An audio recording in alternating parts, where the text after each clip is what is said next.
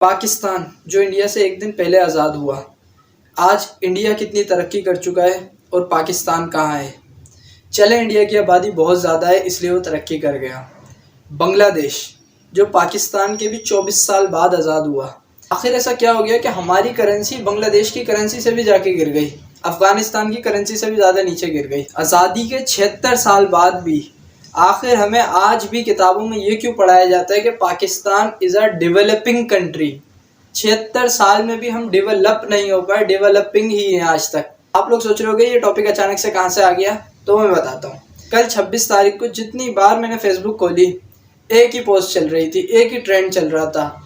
Engineer Mohammad Ali Mirza भाग गए, engineer Mohammad Ali Mirza बैठे नहीं, इंजीनियर मोहम्मद अली मिर्ज़ा डरपोक हैं। मीम्स पे मीम्स चले जा रही हैं, कभी किसी की वीडियो आ रही है, कभी किसी की पोस्ट आ रही है।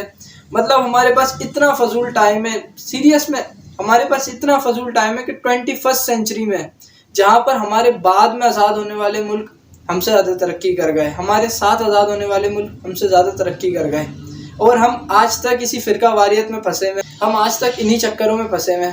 तो यार मतलब हमारे पास इतना फजूल टाइम है कि हम इन लोगों के चक्कर में लगे हुए पूरा पूरा दिन ज़ाया कर रहे हैं, मीम्स बना रहे हैं, कमेंट सेक्शन में एक दूसरे से लड़ रहे हैं।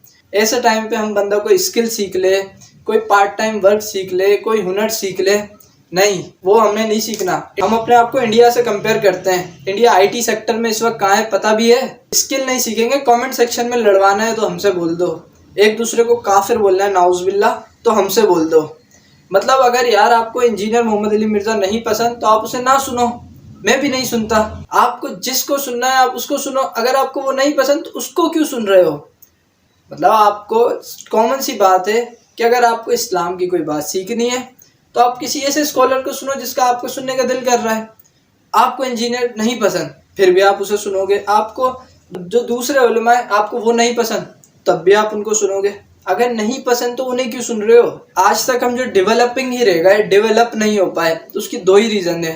एक हम फ़िरका वारियत में फंस गए, एक हम कौम परस्ती में फंस गए। एक मुसलमान होके आज तक हम एक दूसरे को मुसलमान तक नहीं बोलते, एक दूसरे को काफिर बोल रहे होते हैं नाउज़ुबिल्लाह। एक ही ज़बान बोलने वाले होके, एक ही मुल्क में रहने वाले होके एक दूसरे के पीछे पड़े हुए हैं। तो हम कौन होते हैं किसी को जज करने वाले। किसी भी दूसरे फ़िक़े के आलिम दीन के घर में किसी का इंतकाल होता है तो वो जन्नत में जाएगा, जहन्नुम में जाएगा, हम कौन होते हैं उसे जज करने वाले। उसका इंतकाल हो गया, अब अल्लाह और उस बंदे का मसला। अगर आपको दुआ मग़फ़िरत पढ़नी है पढ़ो, नहीं पढ़ना ना पढ़ो। हम कौन होते हैं किसी के नमाज के तरीके को जज करने वाले कि ये हाथ यहाँ बांधता है, ये यहाँ हम कौन होते हैं। आप अपनी फ़र्ज़ नमाज़ें देखो कि आप नमाज़ें कितनी पढ़ रहे हो। किसी को जज कर रहे हो, आप अपनी नमाज़ें देखो जो आपका फ़र्ज़ है। किसी पे फतवे बाद में लगाना, किसी को नाउज़ुबिल्लाह काफिर बाद में बोलना। 2023 चल रहा है, यूरोप डेवलप हो चुका है, एशिया की ज़्यादातर कंट्रीज डेवलप हो चुकी हैं और हम आज तक इन्हीं चक्करों में पड़े हुए हैं। हम उन कंट्रीज़ के साथ स्टैंड कर रहे हैं इस वक्त जो किसी न किसी लड़ाई झगड़े, किसी वॉर की वजह से तबाह हुई हैं। आज हम उनके साथ स्टैंड कर रहे हैं, ताकि हमारे मुल्क में तो कोई वॉर भी नहीं हुई है। हम जो कंट्रीज़ तबाह हुई हैं सिविल वॉर्स की वजह से या जिस भी वजह से, उनके साथ इस वक्त हम स्टैंड कर रहे हैं। बजाय हमें दूसरी डेवलप कंट्रीज़ के साथ स्टैंड करना चाहिए था, हम इनके साथ स्टैंड कर रहे हैं। और वजह क्या है, वजह ये है असल।